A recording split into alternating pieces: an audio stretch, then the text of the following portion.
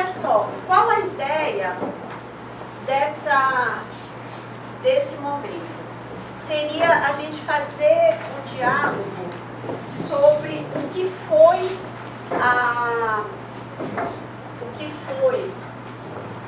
foram, melhor dizendo, as reuniões setoriais, sociedade civil, governos, universidades, apresentarem uma síntese sobre suas reuniões, porque são essas sínteses que dão base para nós avançarmos com um planejamento integrado. Então, a gente queria abrir uma rodada de escuta sobre essas reuniões para a gente poder avançar. Podemos, Laurindo, começar pela rede? Laurindo, não, desculpa. Afonso Maculo, podemos começar? Sim, podemos. Podemos começar? Sim. Maculo? Bom, da parte da rede, como é do conhecimento de todos, está planificada a realização da sexta oficina para 2014 e o Brasil assumiu este compromisso da organização. Esse foi o primeiro aspecto.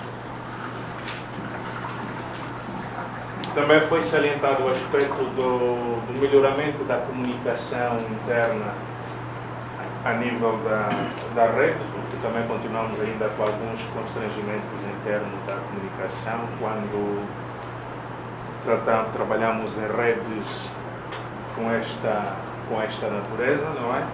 E houve um reconhecimento da parte dos membros de que há uma necessidade de melhorarmos este aspecto que se prendem com a comunicação.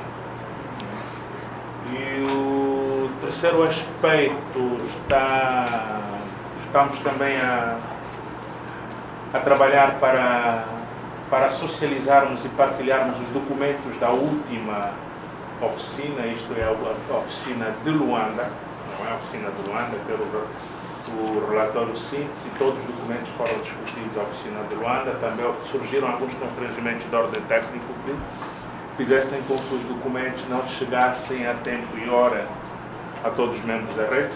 Também há um trabalho neste sentido, houve um compromisso de todo o grupo para logo a primeira semana do mês de junho, não é, ultrapassarmos este aspecto.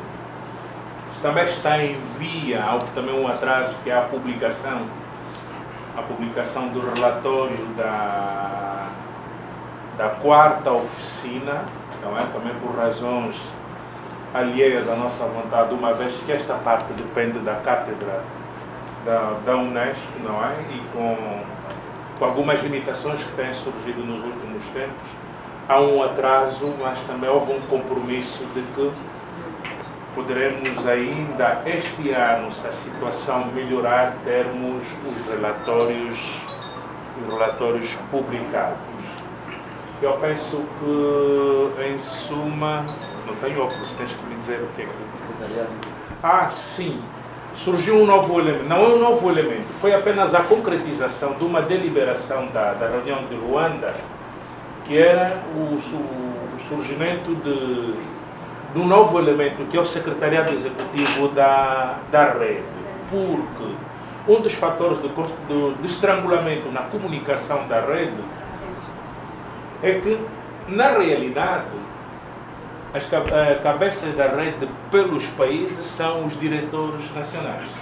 E uma boa parte com muita responsabilidade, muito trabalho interno, e que muitas vezes não têm tido tempo suficiente para criar a interação da comunicação online. Então chegamos à conclusão que aliás, foi uma recomendação da reunião de Luanda, que deveria emergir uma figura de um secretariado executivo que interagisse com os países, não é? Da forma a lembrar das atividades, dos planos, das ações em curso.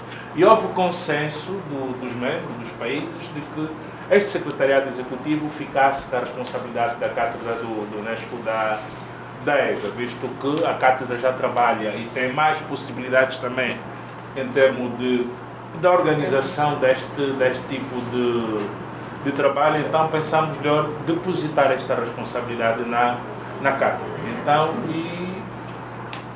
em suma, foram estas questões que foram discutidas na reunião da rede governamental. Não sei se, Varisto, escapou-me alguma coisa? O plano de ação ficou atualizado. Sim, foi atualizado o plano de ação, que também vai ser socializado nos próximos dias com os membros da rede. E eu penso que, de uma forma geral, que nós discutimos durante estes dias. Quer dizer, há o compromisso, não é? Há o reconhecimento dos membros de darmos mais energia à rede, há um comprometimento, não é? Para que, uma vez que o percurso já percorrido é um percurso significante, independentemente de existir algumas dificuldades, mas há este compromisso de levarmos o trabalho para o bom porto. Obrigado pela vossa atenção. Obrigada a todos pela coordenação da rede. Sociedade civil, podia fazer uma síntese das suas discussões, depois do conhecimento.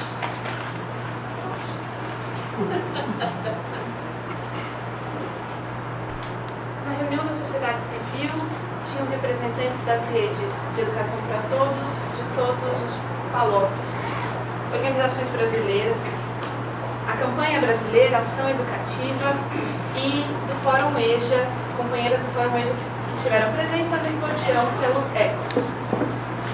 E no primeiro momento do nosso encontro, nós trocamos experiências e nos conhecemos.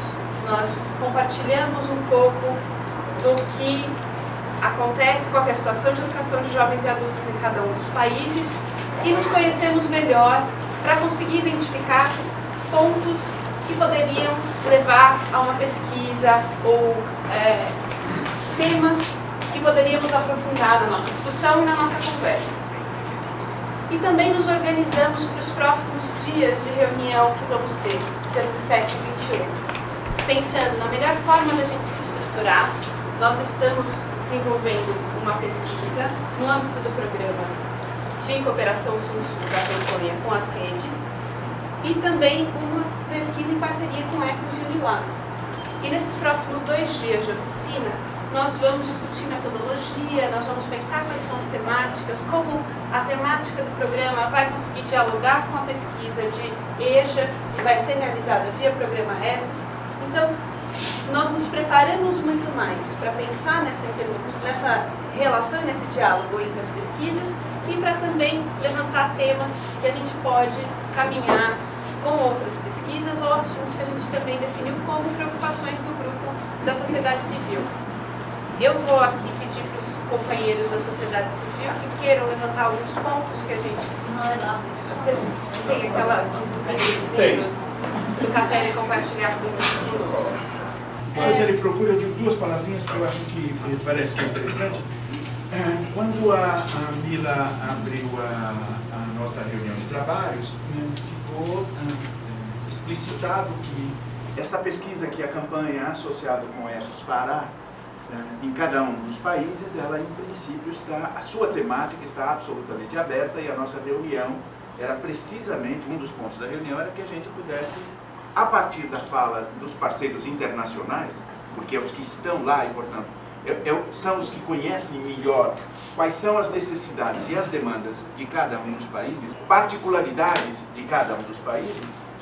A mim me chamou a atenção o fato de que, ainda que estivesse aberto o leque, e ele era tão generoso quanto fossem os problemas do lado de lá, que eram os objetos, os parceiros da pesquisa, acho que houve uma convergência, não sei se vamos partilhar dessa mesma compreensão, Cartel e Mila, de que para boa parte dos países, se não todos, a educação, ainda que não fosse uma restrição, ela é uma temática do Ecos, mas não é uma temática exclusiva da campanha, mas me pareceu nesta conversa que para todos os países a educação e formação, como diria o Florenço, a educação de jovens e adultos me pareceu uma temática importantíssima, não sei se a mais importante para todos os países, mas nos discursos a grande recorrência foi a educação de jovens e adultos. Eu acho que, vou fazer rapidamente aqui, nós fizemos, como a Mila disse, a ideia era até ter avançado mais do que a gente conseguiu avançar do ponto de vista de agenda, de trabalho,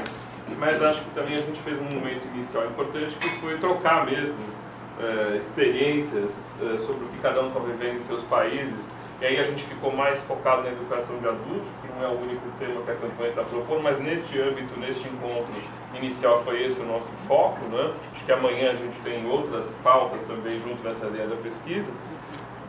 Mas, e aí a gente acabou fazendo uma conversa mais longa e eu fiz uma sistematização dos tópicos que a nossa conversa sugeriu, o que não necessariamente são temas ainda de pesquisa, mas foi só o que a gente considerou que nesses países de maneira mais coletiva nós apontamos como questões que são importantes, né, ou fundamentais. Acho que não é exatamente nada de muito novo que eu vou dizer, mas é interessante a gente sentar juntos e a gente chegar nesses patamares, né? Então, uma questão que a gente discutiu bastante, até acabamos assistindo um pequeno vídeo aqui do Ceará, que ele ouviu da Maria, porque trata exatamente desse tema, que é a questão da alfabetização e letramento, mas pensando muito naquela ideia de como é que a educação das crianças e a dos adultos se relacionam, né? Quer dizer, a gente tem vários estudos hoje mostrando que quanto mais analfabetos os pais, mais analfabetos os filhos, né? Então a gente fez essa correlação e aí nos colocou uma pergunta até, né? Uma pergunta que foi até a Titi que formulou melhor, que foi, bom, mas se a gente tem clareza de que a educação dos adultos impacta diretamente sobre a educação dos filhos, por que a gente não consegue alimentar de fato essa rede de educação dos adultos, que é tão importante também para a educação das crianças? E foi uma pergunta que a gente, como coletivo, acabou formulando, né? Também a gente destacou a questão de gênero. A gente tem essa questão bastante presente no que se refere à questão da mulher nos países africanos, né? Nos países que a gente estava aqui discutindo, o problema do ensino noturno, né?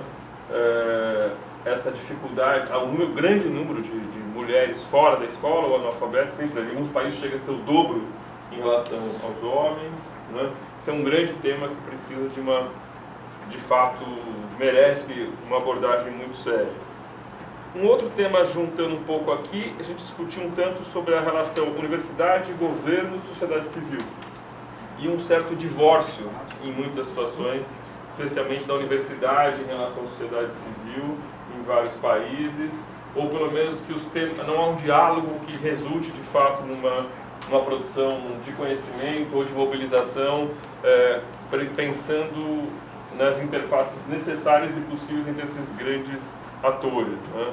E que isso a gente avaliou muito negativamente, porque a sociedade civil precisa também pensar na produção de conhecimento até para poder pensar em incidência, e a universidade ainda colocaria num papel secundário a educação dos adultos e a alfabetização como temas, né, em vários dos países, né? Aliás, a gente discutiu esse tema também, que em todos os países registramos o preconceito que no Brasil também existe muitas vezes, o lugar secundário da educação de jovens e adultos, na universidade, na escola, no professor, no aluno, este sujeito de segunda classe, digamos assim, esse estigma que ainda nos persegue. E um outro tema que surgiu com bastante intensidade foi a questão do financiamento, né? Que era voltamos um pouco ao debate anterior, que era esta pergunta: se é tão importante para a maior parte dos países, isso é um discurso público, né? Por que de fato o investimento não acaba sendo proporcional à preocupação anunciada, né? E aí isso também a necessidade de conhecer melhor como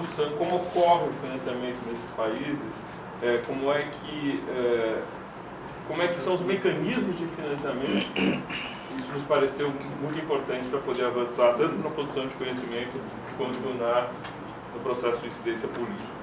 Eu acho que foram essas as questões que a gente mais...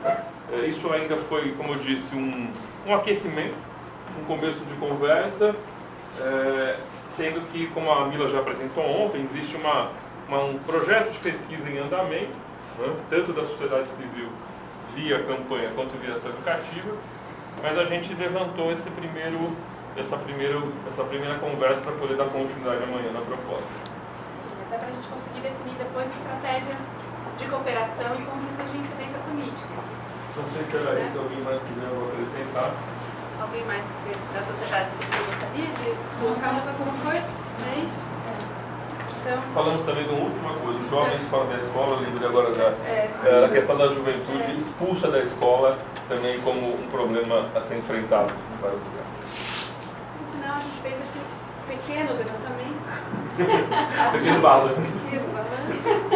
E a gente um aquecimento para os nossos próximos dias de encontro. Tá bom? Ok. Obrigada. E as nossas universidades?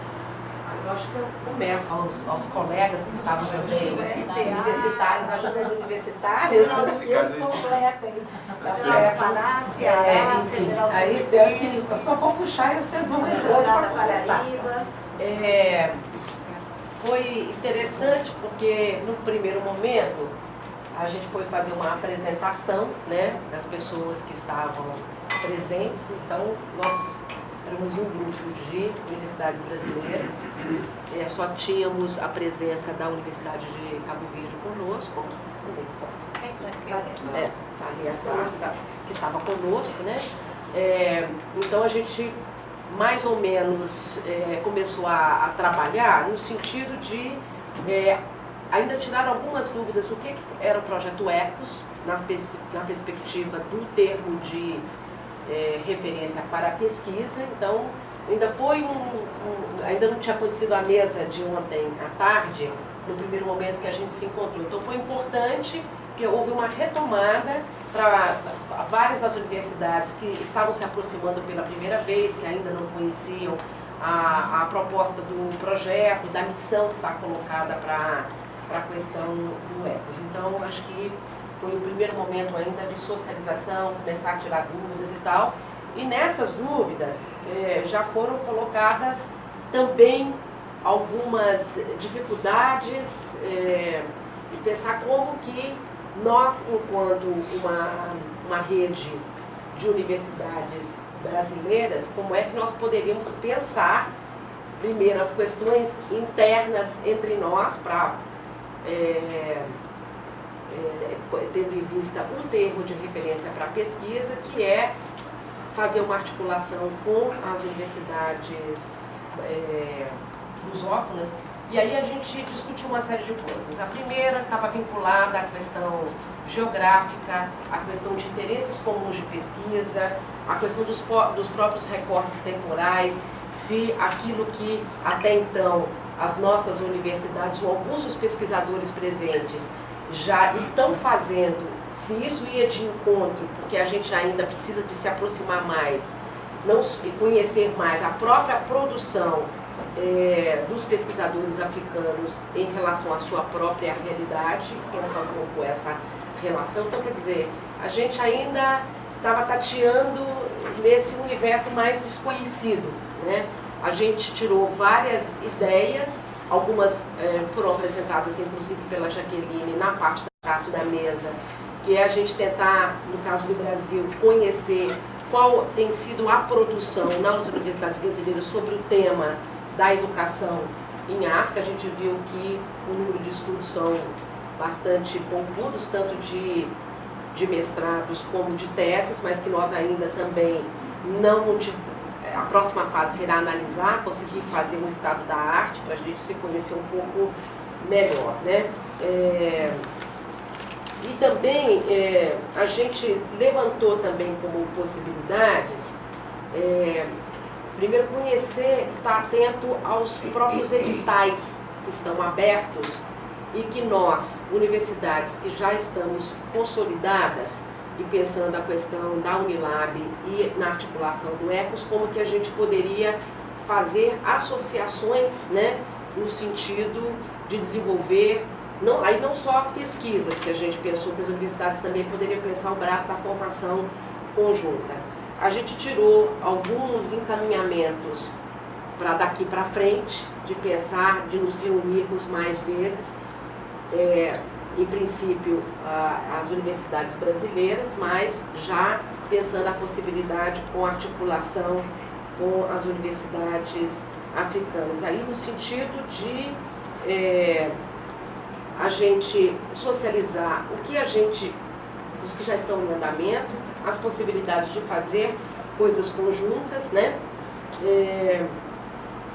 Enfim, porque aí também tivemos uma informação no finalzinho da reunião, né, do Tiago, fazendo um levantamento, da necessidade da gente fazer então um levantamento, socializar um levantamento do que tem sido feito numa perspectiva mais de monitoramento, aí não só de pesquisas, mas de atividades que estão sendo realizadas na África Portuguesa. Então isso também poderá demandar um outro calendário, que a gente precisa fornecer informações aí para o MEC, para a CECADI, não só da pesquisa, mas da formação, não só desse grupo que está aqui, mas de vários grupos de universidades do Brasil que estão fazendo atividades aí, seja de extensão, de pesquisa, nas universidades. Então, assim, nós estamos com propostas a ser desenvolvidas a curto e médio prazo, 15 dias, 30 dias. A gente também achou que a gente podia potencializar via Skype, né? Já que nós estamos longe, tem a questão dos recursos financeiros entre nós, para ir de uma certa forma azeitando um pouco possibilidades, tendo em vista então, talvez essa linha que a gente está dizendo, que é pensar temas de interesses e possibilidades de expertise entre nós, a questão geográfica, os recortes temporais e olhar os recursos disponíveis, ficar atento aos recursos disponíveis, CAPES, fazendo sempre, ou tendo o ECOS como esse grande articulador desse processo que a gente está desenvolvendo. É uma tarefa complexa. A gente viu que são muitas camadas de complexidade entre nós, Brasil, ainda entre os países ou as universidades dos países lusófonos, né?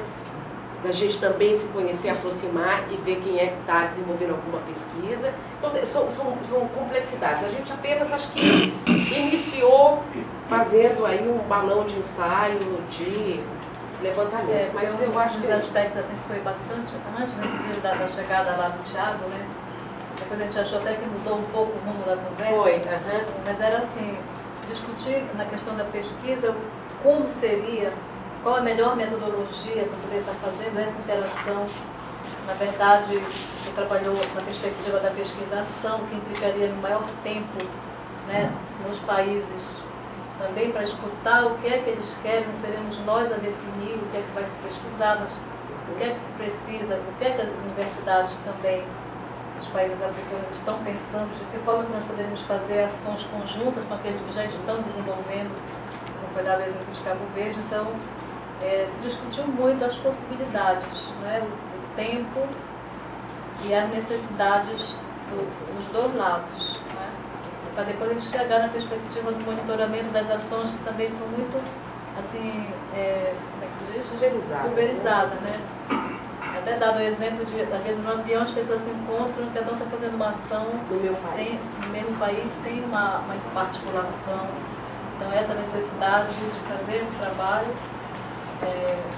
coordenado, no caso, né, pela rede, com o apoio das universidades, como a Jaqueline disse aqui, já estão consolidadas no âmbito da pesquisa, enquanto a Unilab ainda está se estruturando nessa perspectiva, trabalhando na questão da parceria, né, como associado, na verdade.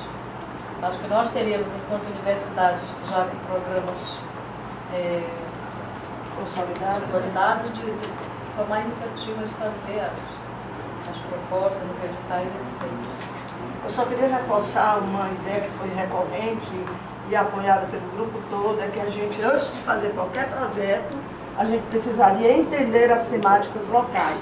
E o primeiro passo seria saber o que é que já existe, né, de material, de informações obtidas, de reflexões feitas lá pelas equipes que já foram.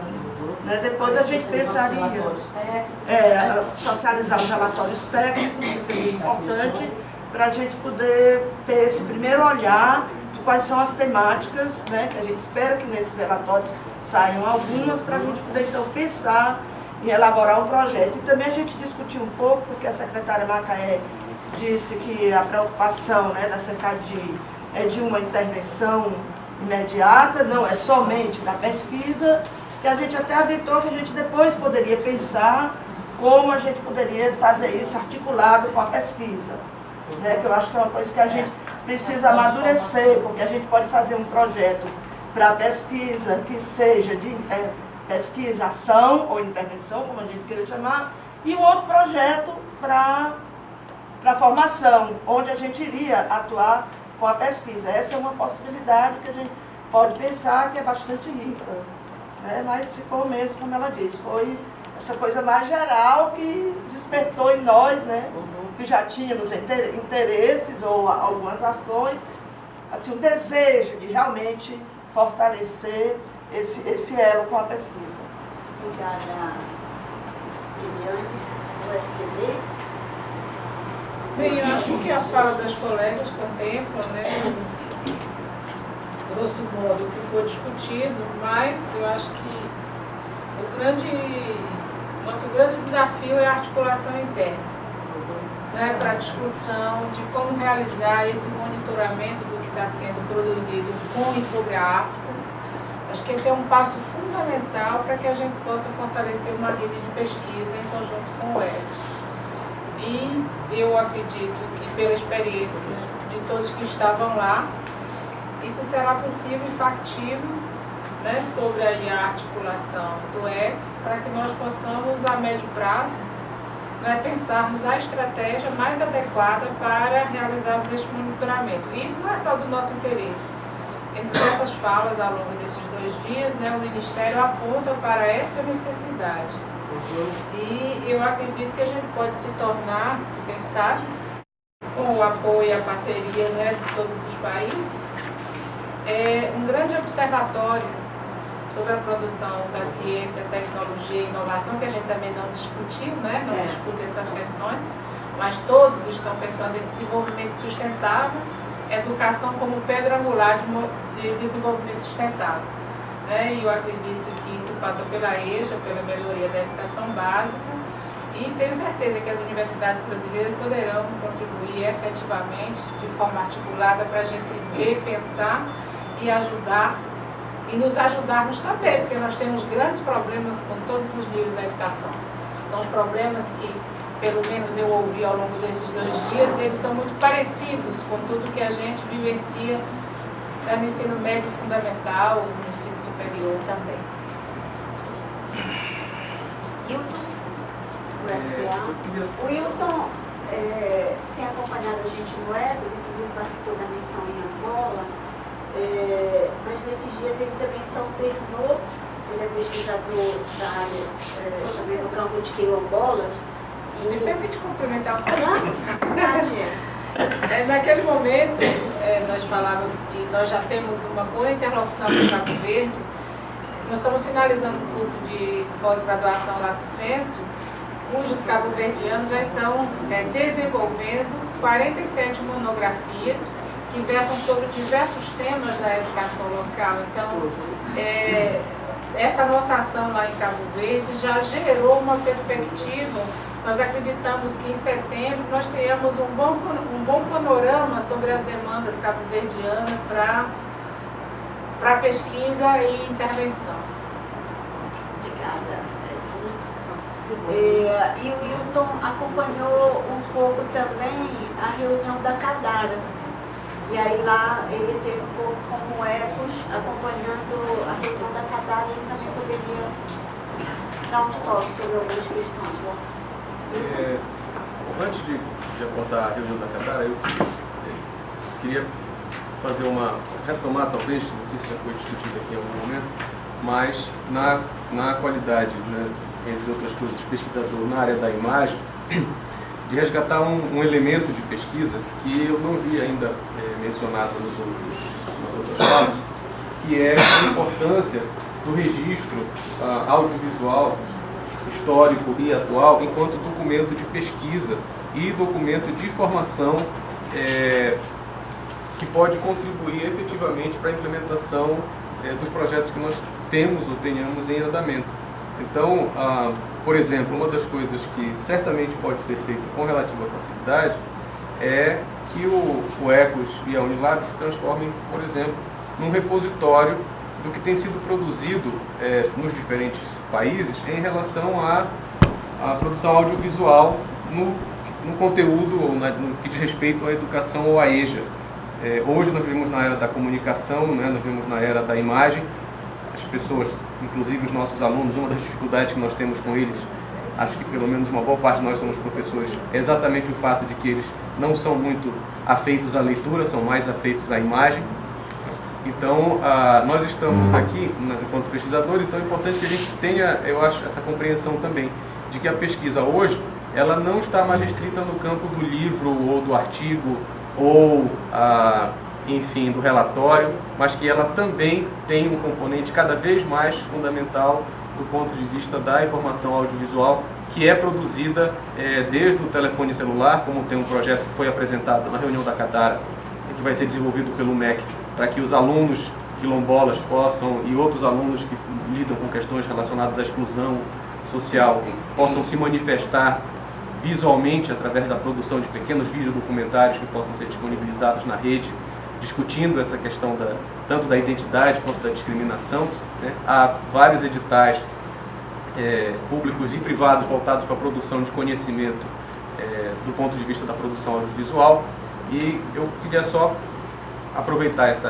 oportunidade para recolocar na agenda a importância de que nós possamos efetivamente ter construir ou ter isso como horizonte da construção de um repositório, um lugar onde nós pudéssemos também buscar recursos do ponto de vista da produção audiovisual que tenha sido feito nos últimos anos sobre educação de jovens e adultos, que é o nosso caso especificamente, mas também sobre outras formas de educação.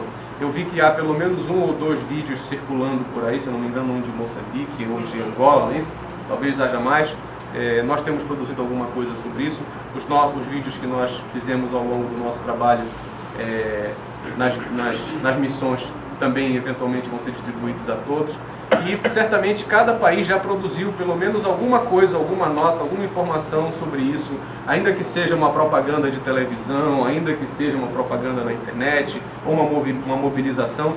Me parece um instrumento de pesquisa extremamente importante para nós conhecermos a realidade nossa e dos outros países parceiros também, que nós pudéssemos ter em algum lugar concentrado essa documentação produzida através do audiovisual, que pudesse ou ser idealmente disponibilizada, né, de livre acesso para todo mundo nas redes, e aí eu acho que seria um trabalho importantíssimo da Unilab se pudesse efetivamente ter capacidade técnica para executar isso, mas se não, que pelo menos tivesse um lugar onde esse material pudesse ser concentrado e os pesquisadores que estivessem interessados pudessem de alguma maneira ter acesso a ele. Fosse através das fotografias históricas que vocês, que os seus países, que os seus arquivos tenham, documentando o processo de educação, por exemplo, durante as guerras de libertação, durante os movimentos sociais que aconteceram, seja através do que foi produzido mais recentemente como material de estímulo ao procedimento ou análise em relação aos sistemas de educação nos seus países. Então, queria tomar a liberdade, né, de conclamar as pessoas que tiverem interesse em disponibilizar esse material que o enviem para a Unilab, né, para os nossos colegas da coordenação do ECOS, para que a gente possa começar a ter e a catalogar esse material e ver como disponibilizá-lo para todo mundo, para que a gente possa trocar esse tipo de experiência também. Deixa eu só completar aqui um pouquinho, já que ele está falando, que eu acho que ele tem toda a razão. É que, originalmente, né, quando os centros de referência à educação de jovens e adultos foram criados, uma das metas seria todo o material que nós conseguíssemos captar, de qualquer natureza que fosse, escrito ou visual, ou áudio que fosse, a gente iria constituir Portal. era um portal, a gente chegou até a visitar o Arquivo Nacional, levantar a possibilidade de fazer junto com o arquivo, porque eles têm já um programa excelente, onde eles tratam até, não lembro o título agora, não sei se o time estava lá nessa reunião, mas do golpe militar, tudo sobre o golpe militar, né, no Brasil, e aquele arquivo, esqueci agora, se vocês lembram, diga aí. A gente tinha chegado até... Memórias reveladas. Pronto, memórias reveladas. Então, talvez a gente pudesse retomar, se não possível, né? Se não é possível nesse nível aí, com o Arquivo Nacional, mas pensar uma outra forma que a gente pudesse até buscar fundos para poder virtualizar todo esse material, porque aí sim seria, né, amplamente divulgado para todos os países. Porque quem está lá na África não vai poder vir aqui acessar da Unilab, mas a gente poderia ter isso virtualizado. Eu acho que é uma meta também que a gente poderia colocar, um pouco difícil, mas a gente não deve esquecer. Ficar de olho nos editais do Ministério da Cultura. Tem os editais do MIC, do Ministério da Cultura, que a gente precisa também estar dentro. Pois é, dá uma olhada. E aí acho que essa é uma questão que a nossa pró-reitora, na transição com a Analu, a criação da outra pró-reitoria, também pode estar na agenda, né? Socorro. Luiz, Só para acrescentar o que você está falando, a pesquisa em termos audiovisuais, ou mesmo imagens, enfim, em Moçambique, eu me lembro que na época da nossa revolução, na luta da independência, quase foi um programa, acho que meu compatriota pode acrescentar isso, foi um programa que Samora Machel obrigava que tudo que fizesse fosse registrado, fosse filmado. Então, em Moçambique tem um instituto de cinema que engloba todos os documentários, quase de toda a luta de libertação de Moçambique. Processo de educação, o campo da luta de libertação. Então, é um documento que eu diria é monumental, que talvez com esses acordos bilaterais, quem sabe podemos recuperar algumas imagens com certa autorização oficial, servir de fontes, como que eram alfabetizados os moçambicanos na época da Guerra de Libertação, porque muitos não sabiam ler e escrever, mas tinham que ser alfabetizados para pelo menos saber manejar a arma, saber o que é campo, o que é base, trabalhos políticos e concretos na época da Guerra da Libertação de Moçambique. Então, esse processo, muitos moçambicanos aprenderam, conheceram a guerra através desses documentários que eram difundidos em aldeias, no interior, e para dizer que é uma fonte enorme. Só acrescentar isso, que realmente as imagens falam, e falam muito. Eu queria aproveitar que a gente colocar à disposição da rede. Nós temos um dos melhores laboratórios de produção de vídeo digital das universidades públicas do Nordeste, que é o LAVID, um laboratório de referência internacional que trabalha especificamente com produção de vídeos digitais. E nós temos uma parceria com a Rede Nacional de Pesquisa, que é onde nós fazemos toda a hospedagem de toda a memória audiovisual que nos interessa. Então, aí que vocês tiverem interesse de visitar o LAVID, ver a possibilidade de uma parceria no sentido de tratamento e publicação de algum acervo audiovisual. Obrigada, Edna. Nós temos uma longa agenda para as 14 horas. Porque quando a gente sintetiza as reuniões setoriais, a gente vê a gama de possibilidades e a amplitude desse nosso planejamento integrado. Eu queria acrescentar também na forma de proposição, de adendo, de reflexão, para a rede governamental. Eu queria acrescentar a questão do portal, porque a nossa ideia, e aí o Evaristo também uma coisa que eu dizia para o Marco precisa também trazer uma pessoa que lide, que goste dessa questão de tecnologia, porque uma ideia, e aí o Evaristo também veio nessa perspectiva, é que a Unilab entregue amanhã o portal para a rede, para a gestão da própria rede, que ele tenha acesso a todas as senhas, aos códigos, que a partir da própria coordenação da rede isso possa ser gerido, e aí a gente também tem que ver, e aí teria que ser uma demanda da rede, uma discussão, se haveria ainda alguma necessidade de apoio, de suporte da nossa parte, porque o portal da rede, ele também precisa ser esse repositório do que circula, dos documentos, dos países e tudo, né? Nós tínhamos um compromisso com a rede e por isso ontem vocês viram que quando entra no www.ecos.lab, ele tem duas entradas, que foi uma decisão que nós tomamos. Então tem lá a logomarca do Ecos, onde vai ser o portal da rede Ecos. E tem um banner que é a logomarca da rede governamental. E a gente clica e entra para o site da rede governamental. Então essa concepção da gente ter uma página inicial conjunta e que depois dão entrada para dois outros portais, isso foi uma decisão coletiva que a gente acumulou entre a primeira reunião técnica, em fevereiro de 2011, a segunda em dezembro de 2011, e que finalmente a gente consolidou na oficina de Luanda o ano passado, chegando nesse desenho. Então o portal ele foi sendo também concebido nesse processo. Então isso eu acho que é uma coisa importante da gente acrescentar aí no plano da rede.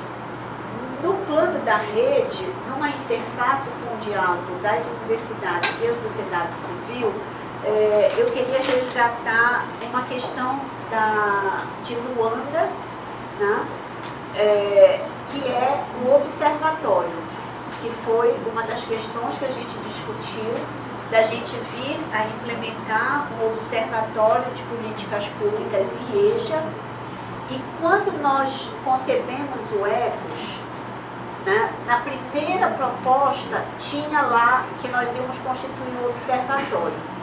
Mas quando a gente estava em Moçambique, dentro da quarta oficina, e aí o apartamento que eu estava hospedada, ele virou um grande escritório, e aí a gente se reunia lá, né, com o Timothy, com o Mauro, o Jorge Teles e tudo, e a gente ali finalizando o projeto, ali nós tomamos a decisão de colocar o observatório como um horizonte, mas naquela descentralização ainda não estaria o observatório. Mas eu acho que essa é uma questão que a gente precisa resgatar, entrar no plano de ação e no plano da rede de pesquisa, porque eu acho que a gente precisa caminhar para materializar mesmo o observatório de políticas públicas de EJA, como a gente discutiu em Luanda o ano passado. Em relação à sociedade civil, né, eu acho que a gente tem tido uma interlocução extraordinária, e eu acho que essa reunião técnica, ela marca ainda mais esse avanço, né, no diálogo, no sentido de estarmos todos reunidos. Eu confesso para vocês que não é sem dor que a gente sente falta da Guiné-Bissau nessa reunião técnica. A gente entende todas as questões políticas. A Guiné-Bissau, vocês sabem que os ministros da educação dos PALOP se reuniram com o ministro da Educação do Brasil na Costa do Sauípe, na Bahia, nesse 20 de maio, para discutir cooperação, e a Guiné-Bissau não foi convidada por todas as razões que nós conhecemos, que é o fato da CPLP não reconhecer o governo chamado de transição na Guiné-Bissau. E aí a presença da sociedade civil da Guiné-Bissau para nós é muito importante porque traz a voz, né? A nossa questão, penso que do governo da CPLP, a questão não é com o povo guineense, né? Acho que as questões estão na outra esfera. E aí, com a sociedade civil, a gente vai poder manter acesa essa chama. Nós, na Unilab, temos o reconhecimento de que as sanções elas estão dadas, né? Mas nós mantivemos o processo seletivo para os estudantes guineenses, exatamente no reconhecimento de que os jovens guineenses não podem ficar privados do acesso ao ensino superior por conta de sanções diplomáticas a governo. Então, nesse momento, nós oferecemos 196 vagas para os PALOP e o Timor-Leste, e dessas 112 foram preenchidas, das quais 77 são de jovens guineenses, que começam a chegar agora dia 30 de maio, né, porque a gente procurou precisar muito pela permanência e a nossa embaixada deu um apoio extraordinário para que o processo seletivo pudesse decorrer com o maior sucesso possível. Então, eu queria deixar isso registrado em relação à importância da presença da sociedade civil da Guiné-Bissau entre nós. A gente vai seguir com uma agenda de pesquisa que também ela é uma agenda de mobilização social, porque também para nós esse campo da pesquisa na interlocução com a sociedade civil tem um compromisso que é de pesquisar para a incidência política, né, das políticas públicas nos países, e isso é uma coisa que a gente está zelando muito. Para as nossas universidades, queria dizer que, acrescentar que uma das coisas, e isso vale também para a sociedade civil, a gente precisa avançar na formalização das nossas parcerias, né? Com a campanha, que já mandou inclusive uma proposta, com a ação educativa, em nome da campanha brasileira, e com a campanha brasileira a gente poder prever essa extensão às campanhas dos países parceiros. Eu acho que isso é uma questão com as nossas universidades, aquelas que nós ainda não temos os convênios, os acordos de cooperação assinados, que o façamos e que façamos os termos aditivos. Acho que isso é muito importante para respaldar as nossas ações. Nessa perspectiva, aqui que você já disponibilizou, eu disponibilizei isso, que aí seria a base para todo mundo, né?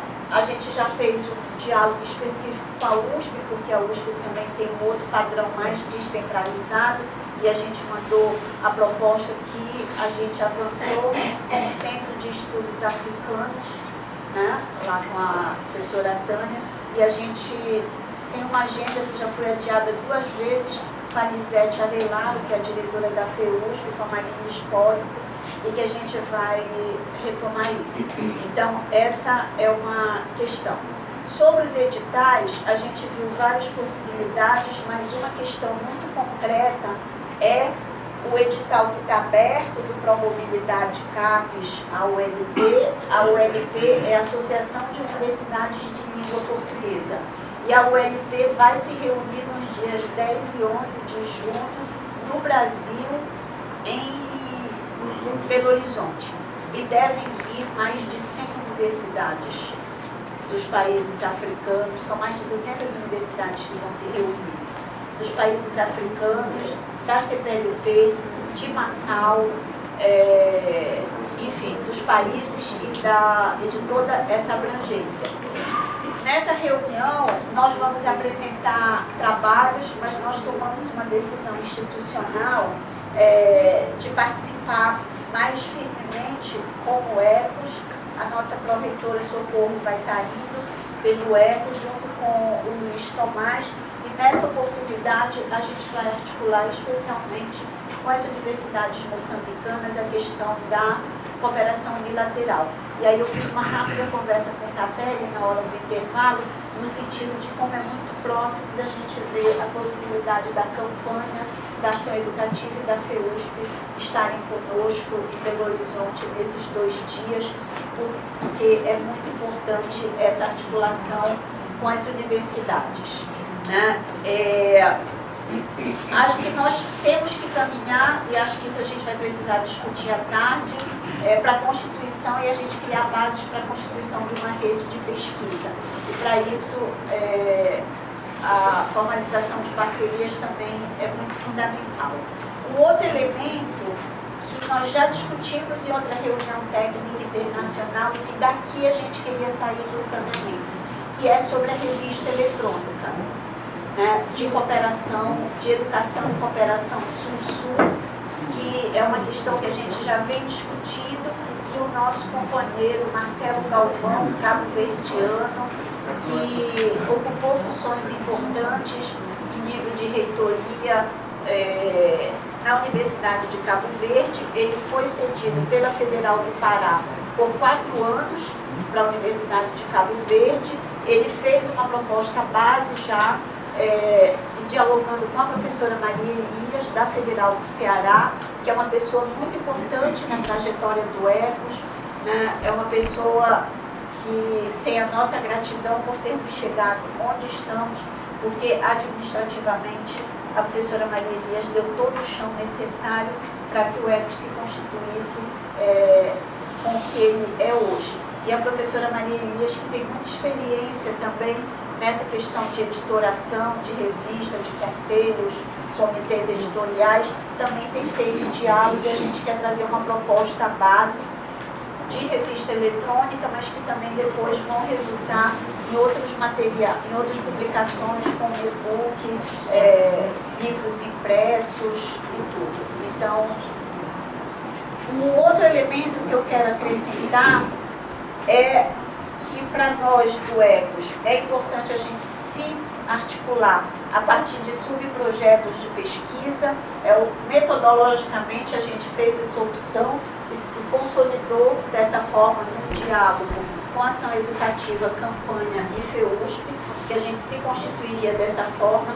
A Ação Educativa já elaborou um subprojeto, qual vai ser a sua contribuição no campo da pesquisa, com incidência na sociedade civil. Então, essa questão de subprojetos, a gente precisa também sair daqui. E, por último, acho que uma questão que a gente precisa depois caminhar para acordar é um protocolo de missões, né? No sentido da gente referenciar, criar texto. Nós temos operado assim, as nossas missões elas vão com um termo de referência. E a gente tem tentado cumprir esse termo de referência que a gente tem proposto, que a gente considera como um protocolo de missões. E no momento que a gente discute uma rede de pesquisa integrada, eu acho que é importante a gente ter isso em conta.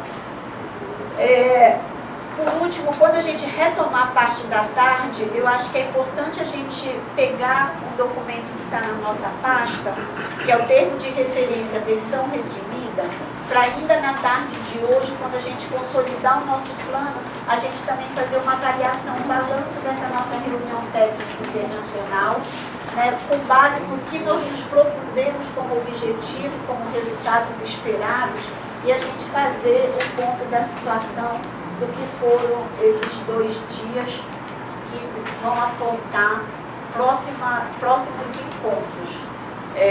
Vamos nos encontrar em 2014, seguramente no Ceará ou na Paraíba, ou em ambos, porque o nosso Ministério não há de querer fazer em Brasília a sua reunião da rede governamental. Não vai ser, né? Vai ser um desses lugares onde a rede está viva, pode ser na Amazônia. Paraíba está à disposição do Ministério. E como a porta de entrada é o Ceará, a gente pode fazer por aqui, na Paraíba, mostrando por aqui. Estamos numa posição estratégica. É tudo no Ceará. Vamos descentralizar um pouco. Nada! Olha, estivemos uma semana em regime de internato em João Pessoa. Olha, não, mas quando hoje lá. O time que pegou curto com a gente também era manhã, tarde e noite. No último dia a gente foi fazer um passeio bonito lá no observatório. A gente estava também, olha lá. O problema não ter dispersão, um mar desse na frente, a gente vai fazer em Brasília. Ninguém merece. Brasil. Que saída, hein? Não, a gente pode fazer em São Paulo, no Rio. Olha, tem muitas possibilidades. Recife. Não, Não, Recife. Só se for para dançar o frevo. Mas olha só, a Socorro também vai fazer umas considerações e depois a gente vai parar para o almoço, hoje com frutos do mar. Pode ser em Belém também, né? Olha, já disse, pode ser na Amazônia, quem sabe? Já estivemos lá na Confiteia. Então, a gente pode rodar esse Brasil, não é? Pará já está na mira, porque ontem no ônibus se dizia que o Pará tinha um domínio total. Se fizesse qualquer reunião ali agora, tudo seria no Pará. Um terço da Catara é do Pará. Então. Acho que um terço do Ecos Também. Um terço também? Um terço do Ecos também. Vamos democratizar. Socorro. Bom dia a todas e a todos. Inicialmente eu gostaria de agradecer a nossa pró-reitora, né, ainda Jaqueline, e coordenadora do EPS, pela essa garra, né, essa força que vibra nas veias, né, porque ela, além de ser uma gestora, né, numa pró-reitoria, ainda também conciliar com a coordenação de uma rede tão imensa como é essa, sem falar das suas atividades pessoais, então a gente realmente tem que parabenizá-la e agradecer por ela estar aqui conduzindo esse trabalho.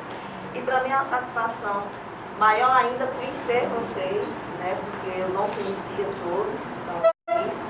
O projeto X realmente ele é encantador. Eu me encontro um pouco na situação de vocês, de conhecer, estar se apropriando também de como é que é o X, a missão, o que a gente pode daqui ter como encaminhamentos, né?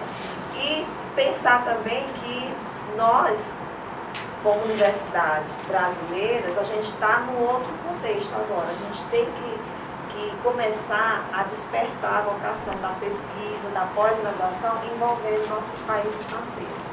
E a Unilab, ela tem essa tarefa, que eu diria maior ainda do que as outras universidades, porque ela está contextualizada, está nas diretrizes, é a missão da Unilab, essa integração com os países de língua portuguesa. Então, para que nós possamos fazer pesquisa, nós precisamos ter esse contato, ter essa irmandade, a humildade de saber que nós não sabemos, que nós precisamos ter o apoio dele, a parceria para a gente poder trabalhar, né? Porque financiamento o Brasil tem, mas a gente precisa dessa outra ferramenta, que é o saber. E é um saber que vai ser construído, está sendo construído com os nossos países parceiros, né? Então, todas essas atividades que vocês estão desenvolvendo ao longo desse período já da rede, que está se consolidando, está avançando, e que aqui vocês vão sair daqui de Fortaleza com outra visão bem maior e com muito mais solidez nas propostas que vocês estão trazendo para cá. Então, tudo isso vai fortalecer a nossa pesquisa, que eu espero que a partir de agora a gente possa pensar nesse novo horizonte e, quem sabe, futuramente, no futuro breve, uma pós-graduação, né? Porque eu acho que a gente também tem que pensar na pós-graduação não só no ponto de vista local, regional, nacional, mas internacional, né? Então, assim, a gente está nesse momento bom, propício, o governo está dando apoio, né?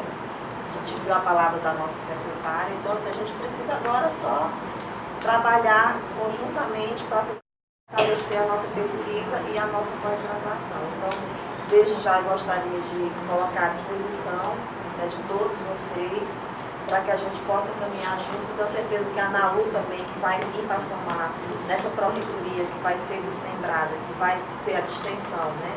Ela também vem com esse pensamento.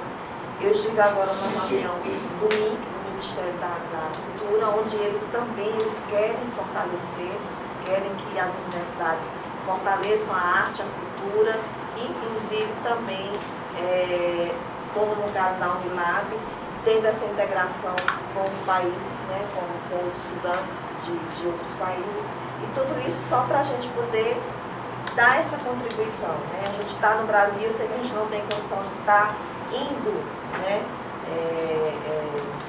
com a maior frequência aos outros países, mas a gente pode trazer daqui um berço que a gente pode trabalhar para a gente poder transferir conhecimento e também receber conhecimento dos nossos países parceiros.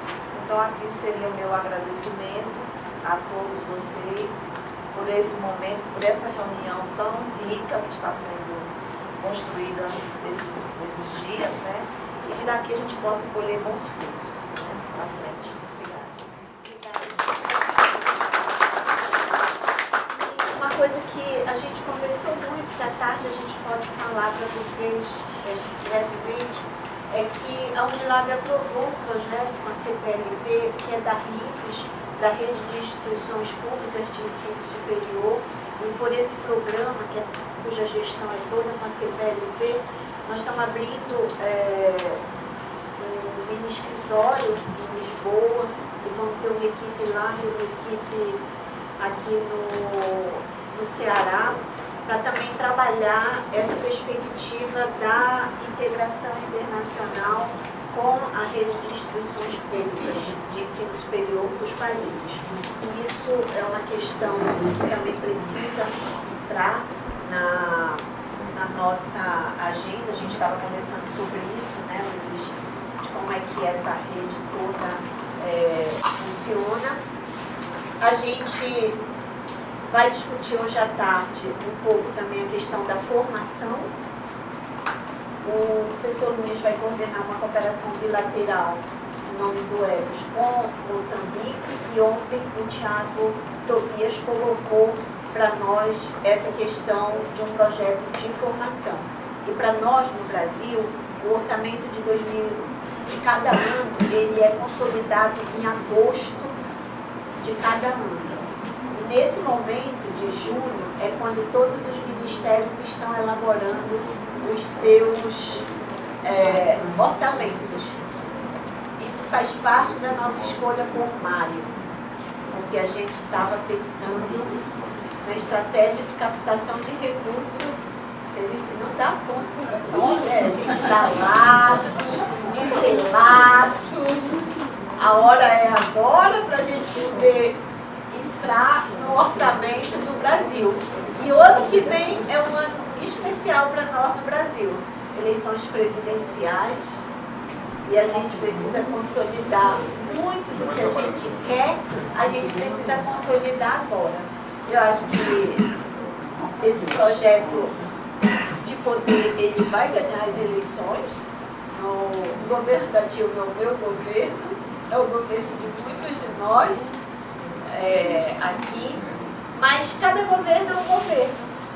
Do segundo mandato do ex-presidente Lula para o governo da presidenta Dilma, a hora é agora também com essa secretária que nós temos, com a Macaé, com o perfil que vocês puderam testemunhar, com esses diretores que nós temos hoje, o Mauro e o Tiago Tobias, né, com esse compromisso, com esse engajamento. Então, o nosso tempo mesmo, ele é hoje. Para a gente pensar o amanhã, o tempo é hoje, para a gente consolidar.